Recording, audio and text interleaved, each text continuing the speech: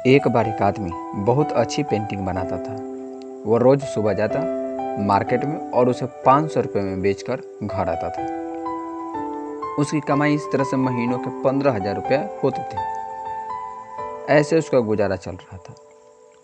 उसका एक फिक्स था कि शाम को एक पेंटिंग बनाएगा और सुबह बेचने चला जाएगा। ऐसे करते हुए काफ़ी साल हो गए और उस आदमी की उम्र हो गई। इतनी उम्र हो गई कि उस एज में उसकी पेंटिंग करना मुश्किल होता जा रहा था। उसके हाथ कांपने लगते थे। उसका एक बेटा था। उसने सोचा अपनी पेंटिंग का जो ये हुनर है वो अपने बेटे को सिखा दे। फिर वो अपने बेटे को सिखाना शुरू किया, क्योंकि उसने भी पेंटिंग करना अपने ही पिता से सीखा था। तो उसने अपने बेटे से कहा कि अब मेरी उम्र हो गई है, अब से पेंटिंग तुम करोगे और मैं तुम्हें सिखाऊंगा कि पेंटिंग कैसे किया जाता है। फिर वो अपने बेटे को सिखाता है पेंटिंग करना, कि कलर कैसे करते हैं, पेंटिंग को इमेजिन कैसे बनाते हैं, अट्रैक्टिव कैसे बनाते हैं, पीसी कैसे यूज करते हैं, पेंटिंग को बेचते कैसे हैं। धीरे धीरे बेटा काफ़ी हद तक सीख चुका था। तो उसने पेंटिंग बनाना सीख लिया। तो उसने एक पेंटिंग बनाई।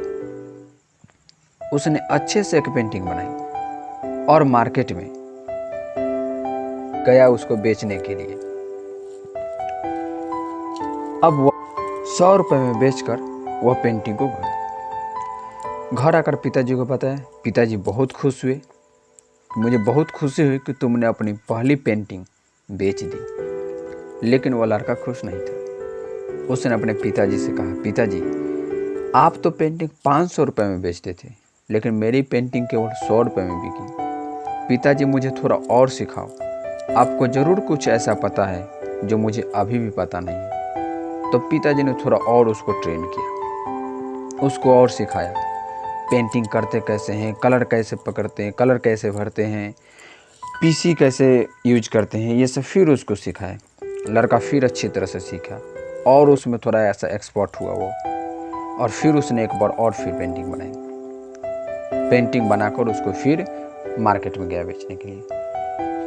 मार्केट में बेचने गया तो उसको इस बार पेंटिंग 200 रुपये में बिकी। वो फिर घर आकर अपने पिताजी से कहा, पिताजी आज मैंने पेंटिंग 200 रुपये में बिकी। पिताजी बहुत खुश हुए, बोले कि बहुत अच्छा है कि कल से आज ज़्यादा पैसा में तुम पेंटिंग बेच कर आए। लेकिन वो लड़का फिर आज खुश नहीं था। उसने बोला, पिताजी आप तो अपनी पेंटिंग 500 रुपये में बेच देते थे और मेरी अभी भी पेंटिंग मात्र 200 रुपये में बिक रही है। यानी अभी आपको ज़रूर कुछ वैसा पता है जो मुझे पता नहीं। आप वो सब चीज़ बताइए जो आपको पता है। पिताजी ने फिर उसको बताना शुरू किया, फिर उसको ट्रेन करना शुरू किया। फिर उनको बताए कि कलर कैसे भरा जाता है, कलर कॉम्बिनेशन कैसे बनाया जाता है, पीसी कैसे यूज किया जाता है, कौन सा पेंटिंग यहाँ करे, कौन सा पेंटिंग वहाँ करे। फिर उसके बारे में बताए। लड़का और उसमें अच्छा से सीखा और पहले से ज़्यादा एक्सपर्ट बन गया। फिर उसने एक पेंटिंग बनाई और ले जाकर मार्केट में बेचा। इस बार उसकी पेंटिंग 300 रुपये में बिकी। वो फिर घर आकर अपने पिताजी से कहा कि पिताजी आज मैंने अपनी पेंटिंग 300 रुपये में बेची। उसके पिताजी फिर बहुत खुश हुए। उसने अपने बेटे को कहा कि शाबाश बेटा, तुम बहुत तरक्की कर रहे हो। लेकिन लड़का फिर भी खुश नहीं था। उसने फिर अपने पिताजी से कहा कि पिताजी अभी भी मेरी पेंटिंग मात्र 300 रुपये में बिक रही है, लेकिन आपकी पेंटिंग 500 रुपये में बिकती थी। आपकी पेंटिंग 500 रुपये में बिकती थी, लेकिन अभी भी मेरी पेंटिंग 300 रुपये में बिक रही है। यानी अभी भी आपको कुछ ऐसा पता है जो मुझे नहीं पता है। तो फिर उस लड़के को उसके पिताजी ने अच्छी तरह से ट्रेन करना शुरू किया। कलर कॉम्बिनेशन कैसे किया जाता है, पीसी कैसे यूज किया जाता है, कौन सी पेंटिंग किस जगह पर करे तो अट्रैक्टिव दिखेगी, आकर्षण लगेगा, पेंटिंग को फिर बेचा कैसे जाता है, पूरी तरह से उसको बताया। लड़का पूरी तरह से एक्सपर्ट बन चुका था। उसने फिर एक अच्छे तरह से मन लगाकर फिर एक पेंटिंग बनाया और ले जाकर उसे मार्केट में बेचा। इस बार उसकी पेंटिंग 700 रुपये में बिकी थी। वो लड़का बहुत खुश था। घर आया, पिताजी उसे देखे तो बोले कि बहुत आज खुश हो, क्या बात है। तो उस लड़का ने कहा, पिताजी आज मैंने अपनी पेंटिंग 700 रुपये में बेच दी। उसके पिताजी बहुत खुश हुए, बहुत अच्छा बेटा, चलो आज मैं तुम्हें सिखाता हूँ कि पेंटिंग को 1000 रुपये में कैसे बेचा जाता है। तो लड़का बोला, अब रहने दीजिए पिताजी, आप तो अपनी पेंटिंग मात्र 500 रुपये में बेचते थे, आज मैंने अपनी पेंटिंग 700 रुपये में बेच दी, तो अब आप क्या सिखाइए। तो उसके पिताजी बोले, बेटा आज से तुम्हारा पेंटिंग 700 रुपये से ज़्यादा में नहीं बिकेगा, क्योंकि मैंने भी कभी जब अपने पिताजी यानी तुम्हारे दादाजी से पेंटिंग सीख रहा था, तो तुम्हारे दादाजी भी कभी अपने समय में 300 रुपये का पेंटिंग बेचते थे और मैंने भी कभी 500 का पेंटिंग बेचा था। और उस दिन मैंने भी यही बात कहा था कि अब आप रहने दीजिए, आप 300 में पेंटिंग बेचते थे, मैंने 500 रुपये में बेच कर आई है, अब आप क्या सिखाएंगे। और उस दिन से मेरी तरक्की बंद हो गई, सीखना मैंने बंद कर दिया और मेरी पेंटिंग अभी तक मात्र 500 रुपये में बिकती है।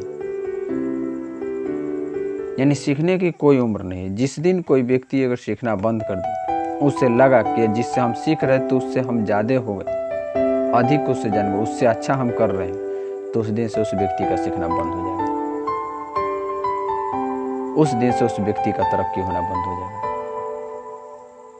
क्योंकि एक व्यक्ति का ये अहम है, घमंड है, और घमंड जो है ज्ञानी व्यक्ति का सबसे बड़ा जहर है। उसको धीरे धीरे उस व्यक्ति को तरक्की को बंद कर देता है, उसको रोक देता है, उसको आगे बढ़ने से बंद कर देता है। यानी सीखने की कोई उम्र नहीं है।